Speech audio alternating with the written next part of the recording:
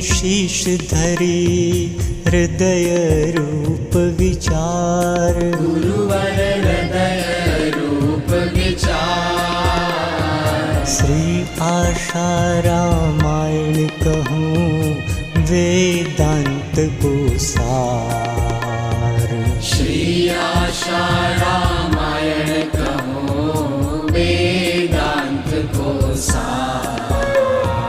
धर्म कामार्थ मोक्ष दे रोग शोक संहार। गुरुवर रोग शोक संहार। भजे जो भक्ति भाव से शीघ्र हो बेड़ा पार।